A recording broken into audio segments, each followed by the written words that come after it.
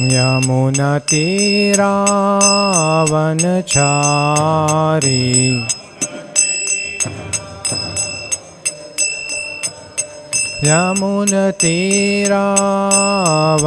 यमुनतीरावनचारी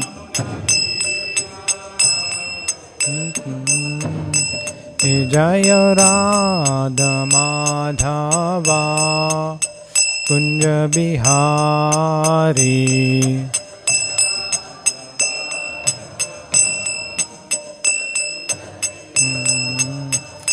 जय राधा माधवा कुंज बिहारी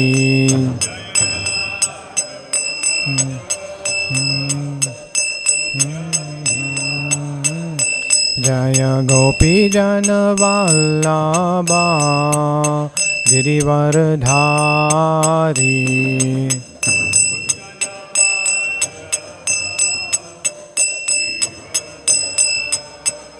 जय गोपी जन वल्लभा गिरिवरधारी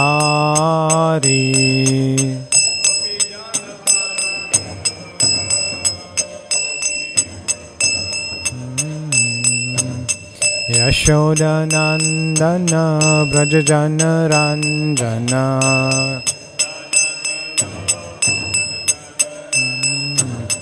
यशोदनंदन ब्रज जन रंजन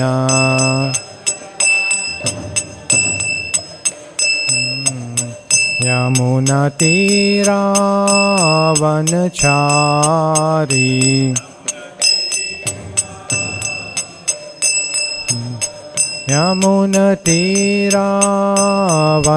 यमुनतीरावनचारी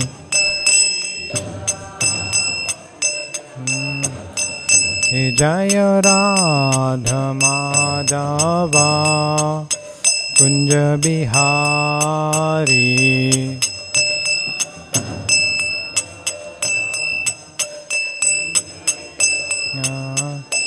जय Radha Madhava Kunj Bihari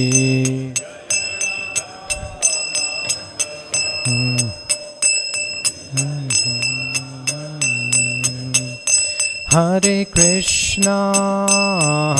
Krishna Krishna Krishna Hare Hare Hare Rama Ram Ram Hare Hare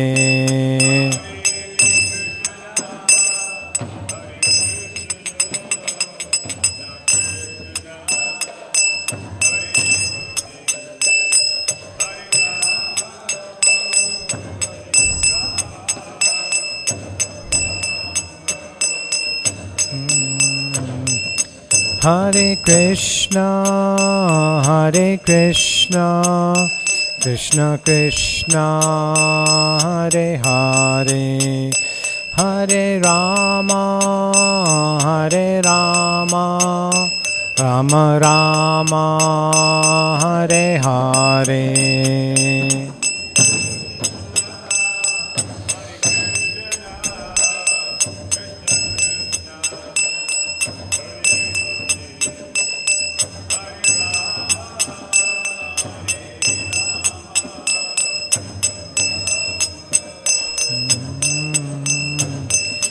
Hare Krishna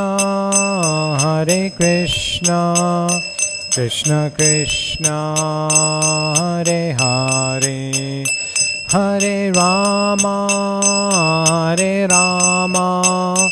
Ram Ram Hare Hare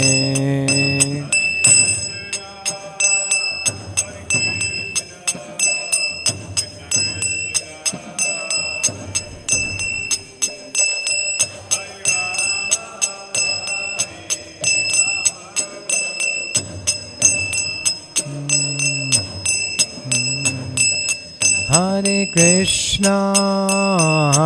Krishna Krishna Krishna Hare Hare Hare Rama Ram Rama Rama, Hare Hare.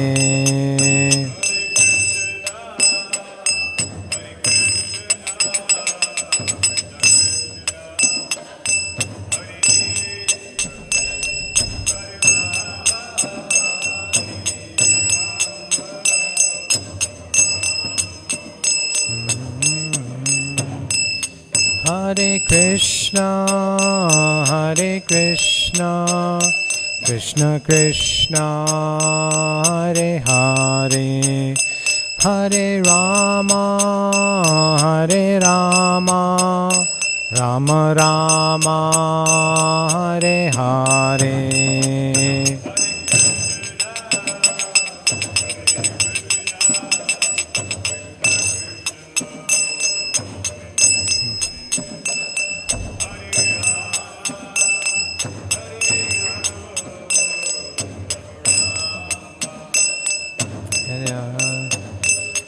Jaya Prabhupada, Prabhupada, Prabhupada, Jaya Prabhupada.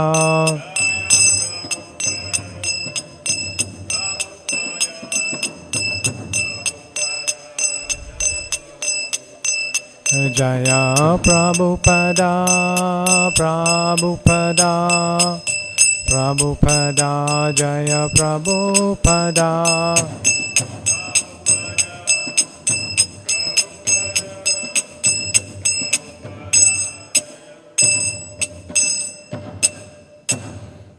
Jayam Vishnupad Paramahamsa Parivrajacharya Astottara Satashri Srimat His Divine Grace Srila Bhai Charanarvinda Bhaktivedanta Swami Srila Prabhupada Ki Jai. Jayam Vishnupad Paramahamsa Parivrajacharya Astottara Satashri Srimat His Divine Grace Srila Bhakti Siddhanta Saraswati Goswami Thakur Maharaj Prabhupada Ki Jai. नंतकोटि वैष्णव वृंद की जय. नामाचार्य श्री हरिदास ठाकुर की जय. प्रेम से कहो श्री कृष्ण चैतन्य प्रभु नित्यानंद श्री अद्वैत गिरिधार श्रीवास आदि गौर भक्त वृंद की जय. श्री श्री राधा कृष्ण गोप गोपीनाथ श्याम कुंड राधा कुंड गिरी गोवर्धन की जय. श्री नवद्वीप मायपुर धाम की जय. श्री मथुरा वृंदावन धाम की जय. गंगा माई की जय. यमुना माई की जय. भक्ति देवी की जय. तुलसी महारानी की जय. सामवेद भक्त वृंद की जय. निताय गौर प्रेमानंदे. हरि हरि बोल. All glories to the assembled devotees. Hare Krishna. All glories to the assembled devotees. Hare Krishna. All glories to the assembled devotees. Hare Krishna. All glories to the lotus feet of Shri Guru and Shri Gauranga. All glories to Srila Prabhupada.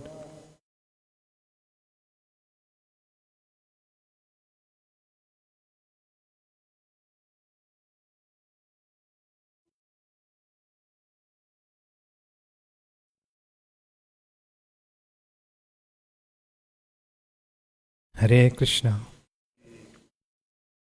We continue reading this morning from Transcendental Diary, Chapter 4, Srila Prabhupada in Juhu Beach, Bombay at that time.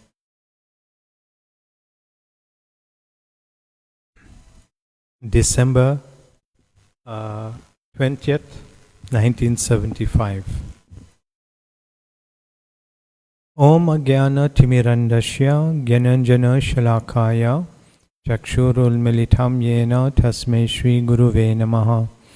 Shri Chaitanya Manubhishtam Stapitam Yena Bhutale Swayam Rupa Kadamayam Dadati Swapadantikam. Vandeham Shri Guru Shri Yuthapada Kamalam Shri Gurun Vaishnavamscha Shri Rupam Sahagrajatam Sahagana Raghunatan Vitam Tham Sajivam Sadvaitam Savadutam Parijana Sahitam Krishna Chaitanya Devam Shri Radha Krishna Padan Sahagana Lalita Shri Vishakhan Vitamscha. He Krishna Karuna Sindhu Dinabandhu Jagatpate Gopesha Gopika Kanta Radha Kanta Namastute. Tapta Kanchana Gaurange Radhe Vrindavaneshwari Vrishabhanu Sutadevi Pranamami Hari Priye.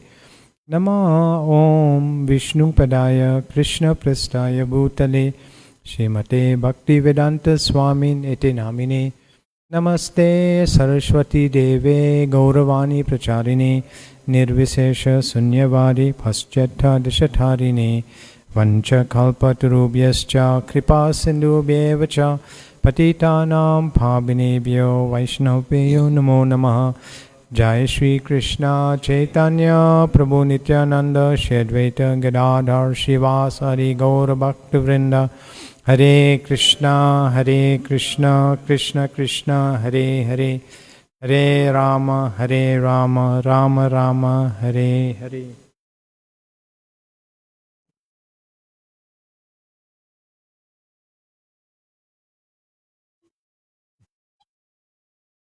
Bombay, December 20th, 1975. Prabhupada was not feeling well. Swelling in his legs, feet and hands troubled him. Seeing his body puffed with fluid is very disturbing. Nevertheless, he went on his morning walk, continuing the education of Dr. Patel and other devotees. So, Dr. Patel is one of the main persons in this Juhu Beach project, and he always accompanied, or he would meet Prabhupada on Juhu Beach during his morning walks, and he became acquainted with Prabhupada, and thereafter always he would join in when Prabhupada used to go to Juhu Beach on his morning walks. It's a very beautiful, wide beach, and it's like a 2 or 3 minutes walk from the Juhu Beach temple. And like practically thousands of people walk every day on Juhu Beach. This morning, Prabhupada stressed that one must hear from a bona fide guru if he desires to become knowledgeable in spiritual life. He condemned charlatan gurus who misrepresent the process of yoga and tell people that one can be one's own guru by looking within.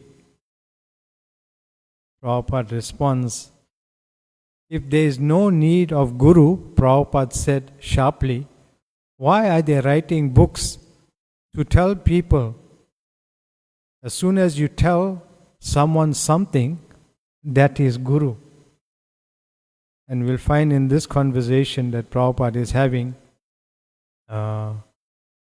he gives a very nice description, or he exposes first the bogus gurus, and then he gives a description of the word rascal that he uses so often in his preaching and in his books. As we walk back to greet Shri Shri Radha Ras Bihari, the sound of children's voices singing traditional Hindi songs loudly rang out from the playground of the junior school across the road. This scene reinforced the point that Srila Prabhupada emphasized during the morning walk. Everyone must learn from another qualified authority. Dr. Patel said, Guru is necessity right from the birth. The first Guru is the mother. Prabhupada answered, and these rascals, they preach like that. There is no need of Guru. They are rascals, sir. Yes, Prabhupada agreed. Simply rascals. And Prabhupada gives a description of rascal. Prabhupada says, rascal means he does not know the thing and he still preaches. That is a rascal. Guru must be there. There are many. They are like that. There is no need of Guru. When one visitor asked if some effort is required to obtain a Guru, Prabhupada gave his confirmation. Yes. Therefore Krishna says, Tat vidi pranipatena. Pranipat means you have to surrender. When you submit some way, you must test and then submit. That is Sadguru.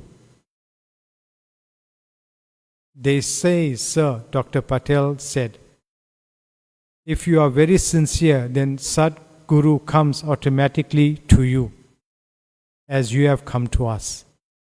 So Dr. Patel had this realization that Prabhupada is the Sadguru, and because of the devotees being sincere, Prabhupada came to them. Actually, it's a fact.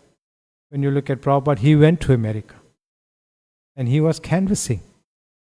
Come and join, come and hear this message of Lord Krishna. So Prabhupada, he went, and then he found sincere souls whom he could share Krishna consciousness with. Prabhupada answered, yes, because Krishna is there, if he sees somebody is actually serious to understand him, therefore Dhruva Maharaj, he did not make any guru, but was fervent, but with fervent desire he went, yes, I shall find Krishna. Mother said, Krishna can be found in the forest. He went to the forest and began according to his own way. Then Krishna sent Narad Muni. This boy is very serious. Go and give him a real mantra. This is Chaitanya Mahaprabhu. Guru Krishna Kripaya Paya Bhakti Lata Bij. Two things required, Guru and Krishna. So this is, now we're studying in Srimad Bhagavatam, or we're reading every morning the pastime of Dhruva Maharaj. And here Prabhupada is quoting Dhruva Maharaj as an example of someone who was very sincere to find God. And his mother told him, you go to the forest and you'll find Lord Vishnu in the forest.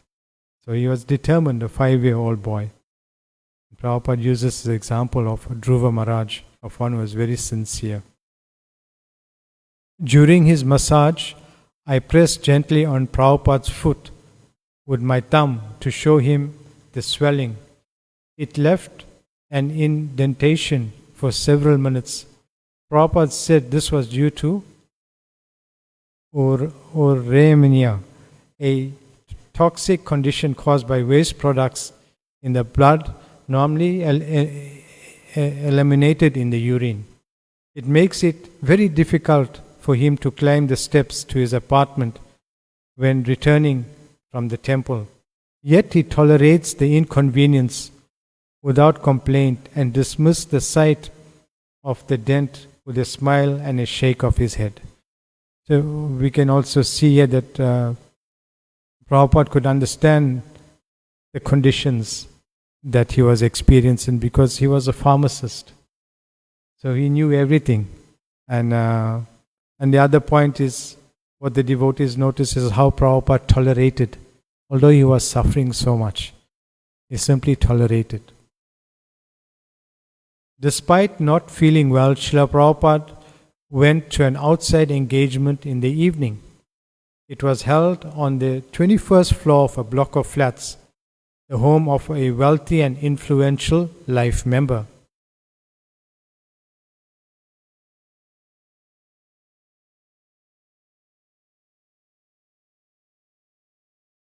Although it was not well attended and Prabhupada's lecture was constantly interrupted by noisy children, he spoke strongly for 45 minutes on Bhagavad Gita, chapter 7, verse 1. He emphasized the need to hear from the right source, Krishna.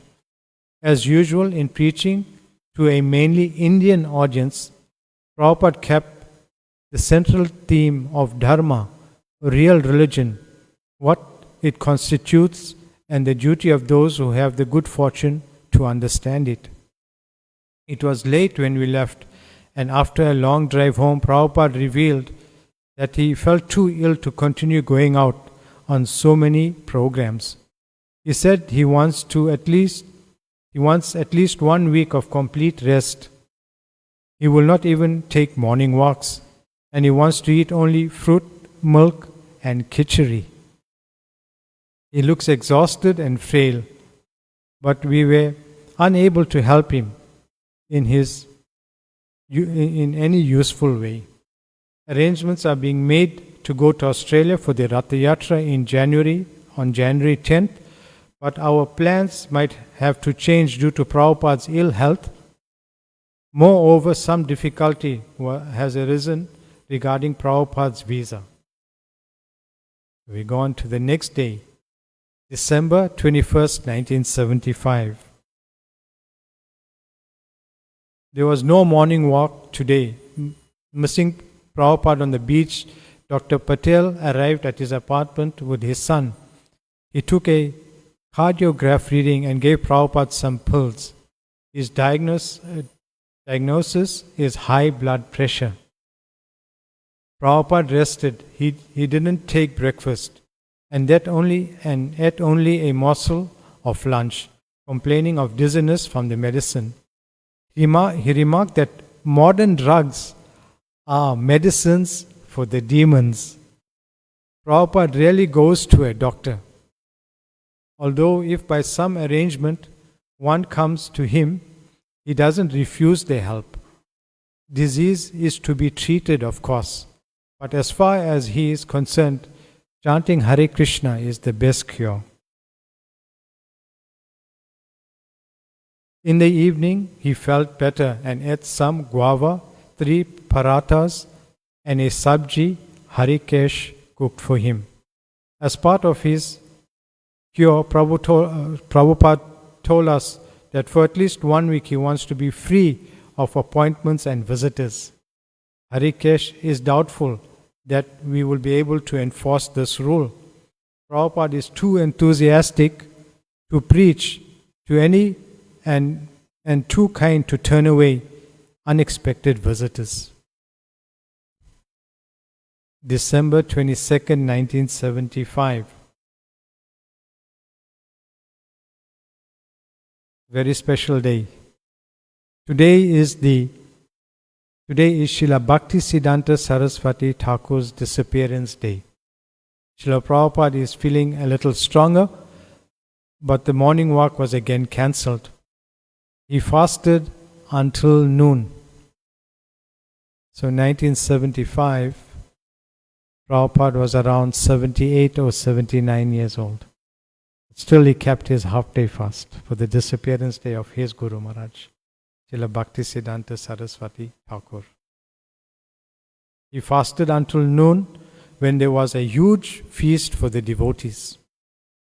They made many preparations and samples of everything were brought to Prabhupada. He was pleased and took small tastings of each preparation. Shortly after Prabhupada retired for his morning nap, Dr. Patel came unannounced to the apartment with 2 friends, having heard that Prabhupada was still not well. He had brought some medicine.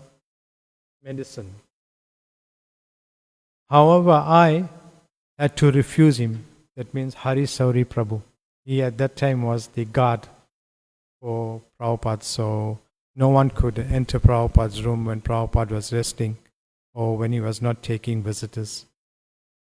However, I had to refuse him entry into Prabhupada's bedroom. It is a standing rule that no one may wake Prabhupada for any reason, nor is there ever a need, as Prabhupada never misses any appointments, and he arises at almost exact the same times every day, as if by his own built-in alarm clock. Unfortunately, the doctor became rather upset and embarrassed in front of his friends and at being made to wait. He didn't like being stopped by Prabhupada's young servant. He even refused my request to wait in the sitting room. When the tactic of raising his voice in protest failed to arouse Prabhupada in the next room, he left the medicine, departing in a huff. To show his anger doesn't disturb me. I feel secure in the knowledge that I have done the right thing and acted according to Srila Prabhupada's desire. Harikesh predicted, in the afternoon, Prabhupada decided to receive some visitors. Despite his statement yesterday that he wanted a week's complete rest.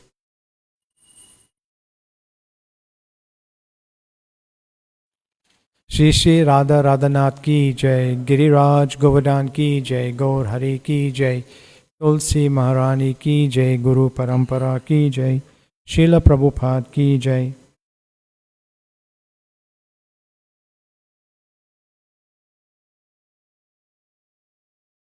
So we continue.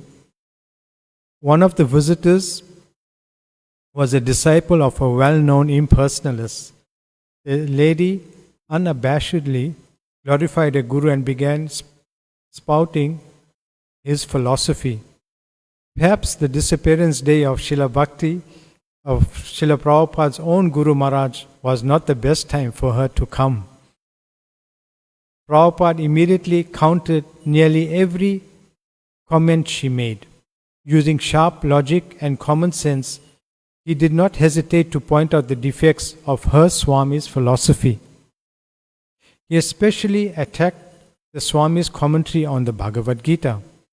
A typical Mayavadi, this Guru was well known for having said that the word Krishna means dark. According to him, dark means unknown, and therefore the Absolute is unknowable, that is to say, impersonal.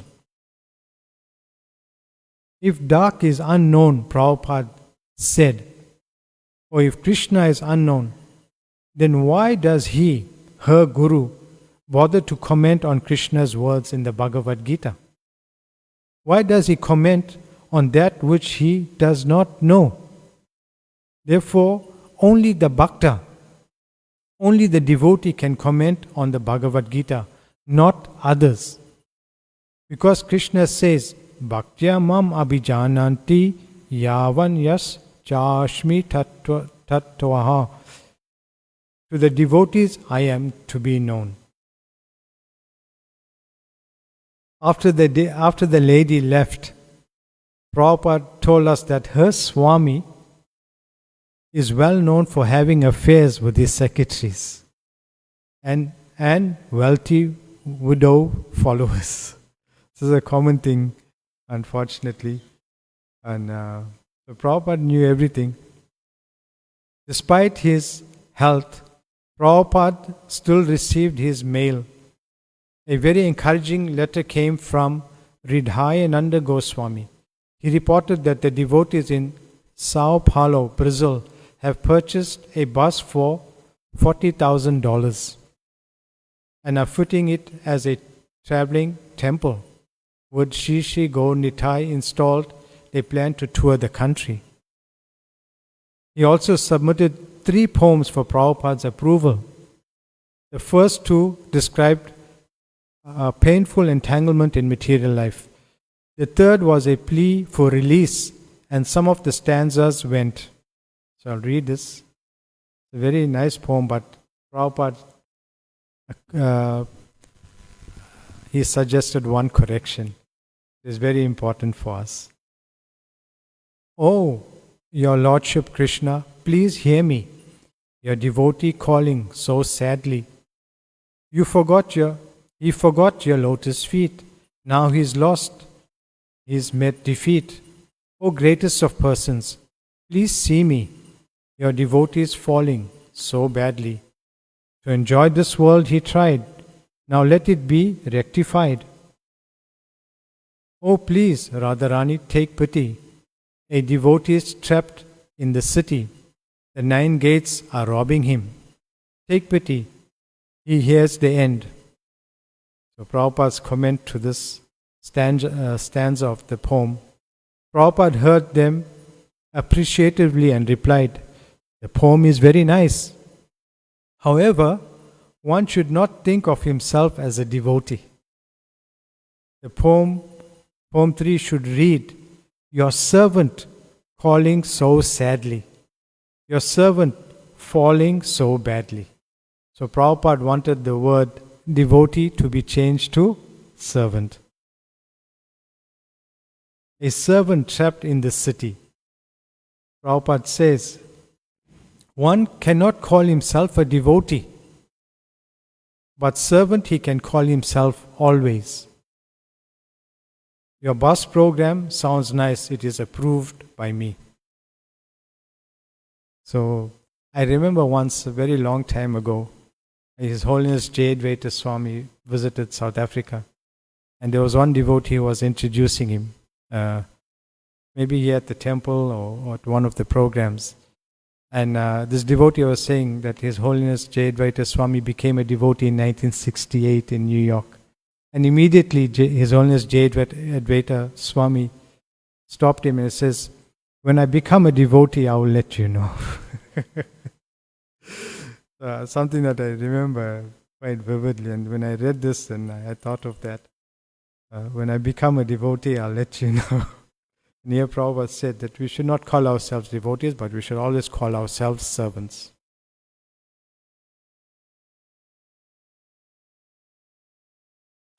We are 5.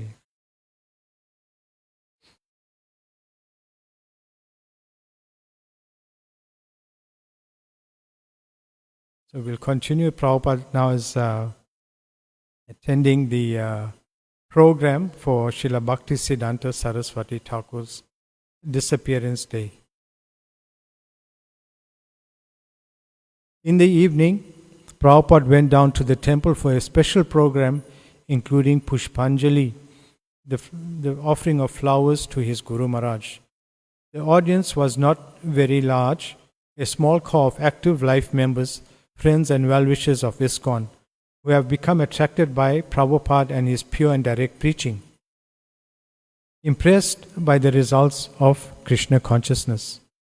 Prabhupada sat on a cushion on the floor in front of the deities and next to the Vyasa-san, which bore a small picture of his Guru Maharaj. He lectured enthusiastically, showing no sign of discomfort from his illness. It was an especially good talk. He humbly presented the eternal message of devotional service as he received it from his spiritual master.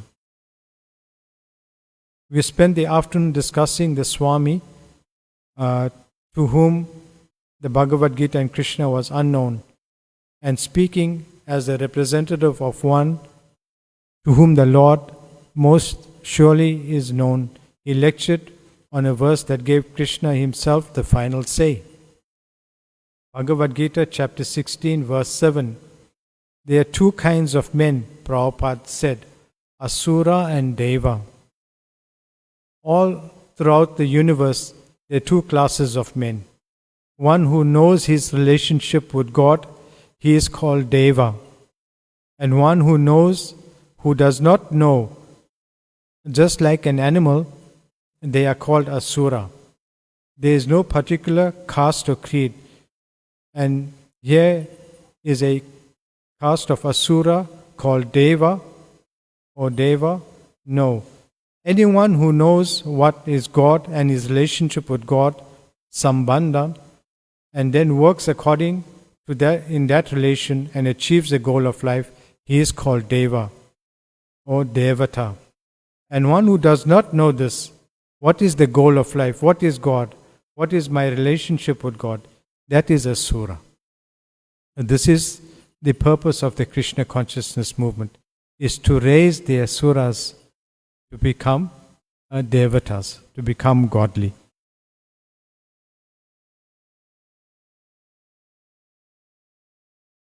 There's another point that Prabhupada said. Prabhupada explained that one is understood to be Asura or Devata according to the path they are following, Pravriti or Nivriti. Loke Vyava Amsya Madhya Seva Nitya Hi Jantor. Every living entity has got this tendency. Vyavaya means sex life. Amisa means meat eating. And Madhya, liquor. Natural tendency. Therefore, the country where these things are indulged in without any restriction, they are Asura. This is especially in the Western countries. And now we have also learned in India. Either Hindus or Musliman, drinking was a sin Now we have got very easily available liquor. Every door there is a shop. Every door there is a meat shop. So India, there was a time that they were all devatas. Now we are imitating the asuras. On the other hand, the boys and girls from the Asuric countries, they are becoming devotees, devata. So there is no exclusive right for a country to become a devata or a demon. A demon can be turned into a devata, and a devata can be turned into a demon, provided he knows this pravriti and nivriti. So this is a fact. You see how fallen India has become. And especially, it's the first thing that you'll see when you enter India. When you go at the airport, you go to immigration, and once you pass the immigration, you enter into what is like a shopping mall area. And the first thing you'll see, they have boxes of liquor, beautifully, designed and displayed. The first thing that you actually enter India, because once you pass immigration, you enter India. Others, they will not allow you in. First thing you'll see advertised is liquor. Last time I went in 2019 I landed in Mumbai, and the first thing I saw was this big display of liquor, all different types of liquor. And this is how India has become so degraded. The same thing Prabhupada is saying here.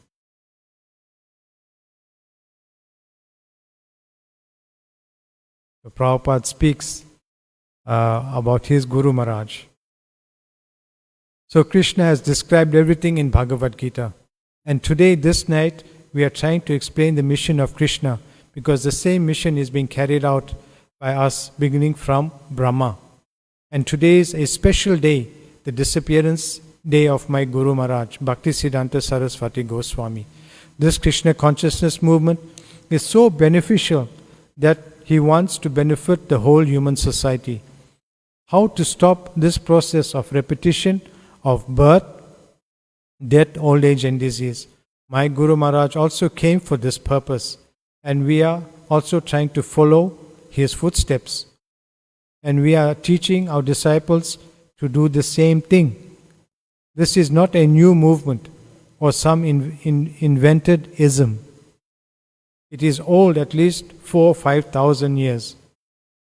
What Krishna spoke. The other followers also spoke the same thing, and we are also speaking the same thing. It is up to you to take advantage of it or not. Thank you very much. After Prabhupada's lecture, we all stood around the Vyasa Sun before the picture of Srila Bhaktisiddhanta Saraswati.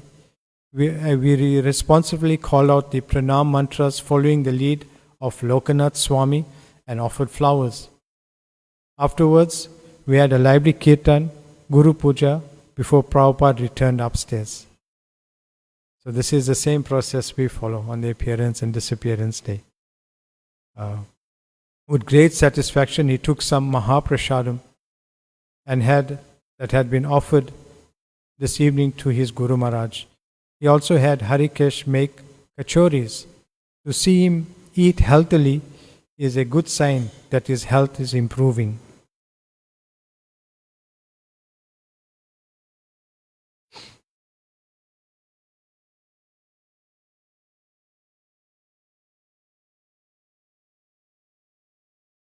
So Prabhupada, he continued the next day. He resumed his morning exercise, walking down Juhu beach as usual. Prabhupada asked Saurabha about a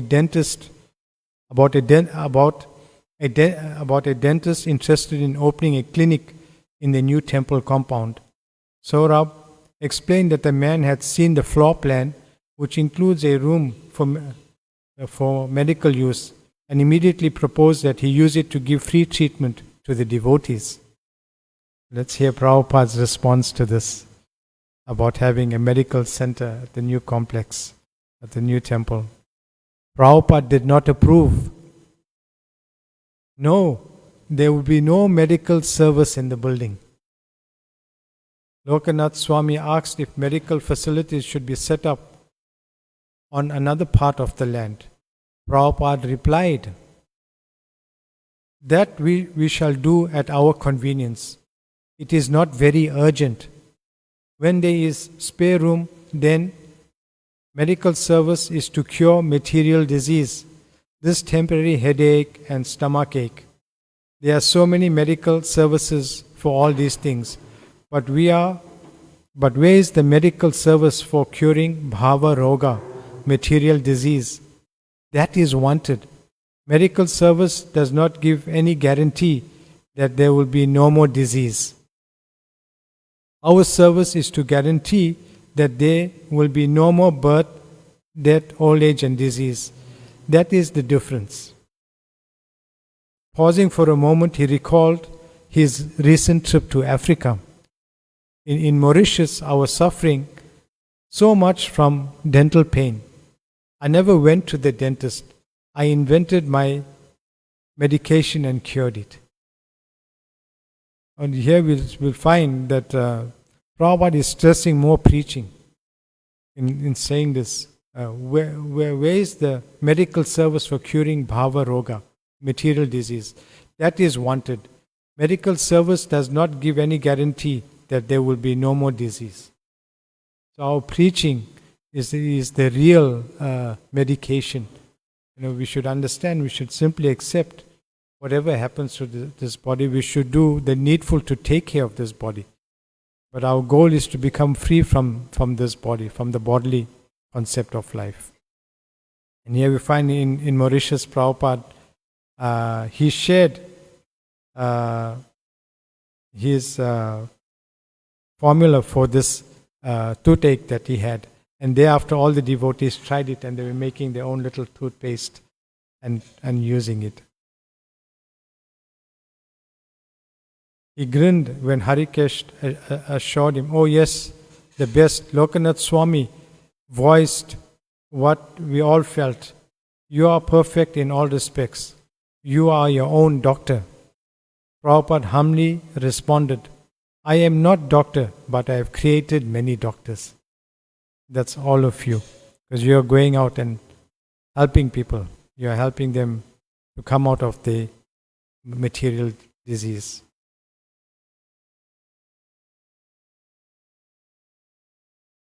So we'll end.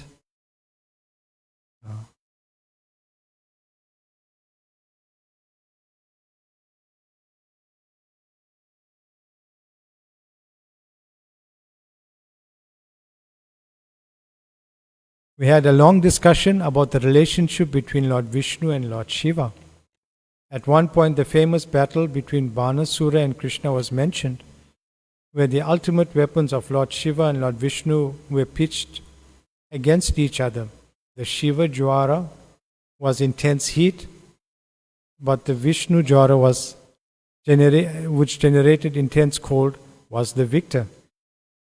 An Indian devotee said that when Prabhupada was very ill in Vrindavan with a high fever, he had prayed to the Vishnu Jwara that the Vishnu Jwara might reduce his fever. So we were just reading the Bhagavatam when you were very sick. Anybody suffering from fever means you read such and such portion. So it should come down. It seemed like a nice sentiment, but Prabhupada's pure devotional viewpoint, it wasn't acceptable. No, Vishnu should not be utilized for curing your fever. That is not bhakti. That is business. Kirtananda Swami asked, can a disciple invoke Lord Vishnu's help in serving his spiritual master? Srila Prabhupada replied more enthusiastically. He also revealed something of his internal mood in his struggle to establish the Bombay temple. That is nice. That is for curing Vishnu's representative. When we are in danger, there is so much obstruction for constructing the temple, and we pray to Krishna that it should be stopped. we prayed to Krishna, please give your protection. That is for Vishnu's purpose.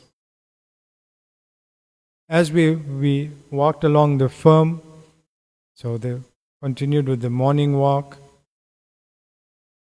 Yeah, okay. So we end here. After greeting their lordships, Shri Radha Ras Bihari, and receiving Guru Puja, Srila Prabhupada took a tour of the building site. The foundation work had begun and some of it's already completed. He had made a thorough inspection, questioning, advising and discussing the overall plans with Saurabha. He seemed satisfied with the progress and proud that the building will be unique in this area of Bombay. It was a long, hard struggle to get the land, hold on to it, and finally obtain the permission to build. Now, with the same determination and strong desire, Srila Prabhupada is pushing on the building effort. This will be the biggest temple and ashrama complex in ISKCON to date, and he wants to offer it to their lordships, Shri Radha Ras Bihari. Hare Krishna.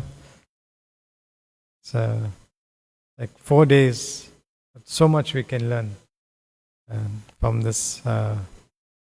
Prabhupada, although ill, but still like a lion, he continued preaching and leading the Hare Krishna movement. Anyone has any comments or like to add on? Get the microphone.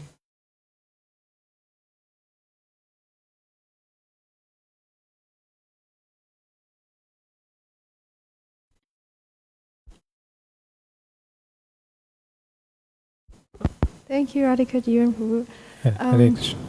You were talking about how the jiva who is in the material world has this tendency to basically break the four regulative principles. They have that natural tendency. And I was thinking about how, okay, the Shuras are engaged in all of that, but His Holiness Bhakti Chaitanya Maharaj was explaining that even the demigods, some of them, they don't follow the regulative principles, but still they're more dear to Krishna. They're dear to him anyway because they still worship him.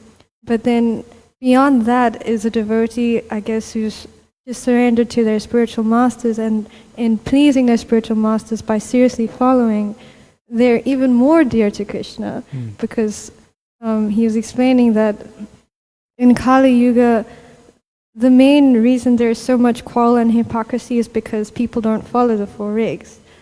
So it's so important for us to actually follow that, to please Srila Prabhupada, because he said our love for him will be shown by how much we cooperate with one another. So in support of that, we should be doing everything we can to properly follow what we've been given, so we can learn how to work together to serve our spiritual masters and please him and to please Krishna in the best possible way.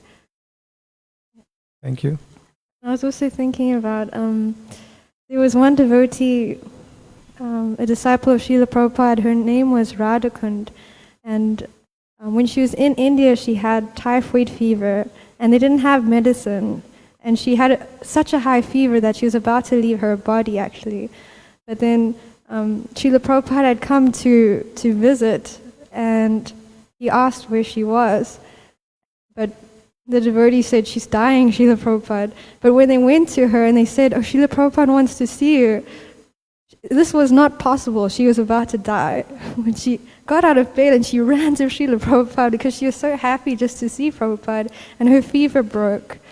So this is what Prabhupada said, if we're serious and sincere in our service, then the impossible becomes possible. So we have that love for our spiritual masters and we're serious and sincere in our service to them, then actually the impossible becomes possible. It's quite remarkable. Okay. Hare Krishna. Any other comments or questions? Okay. Srila Prabhupada ki jai.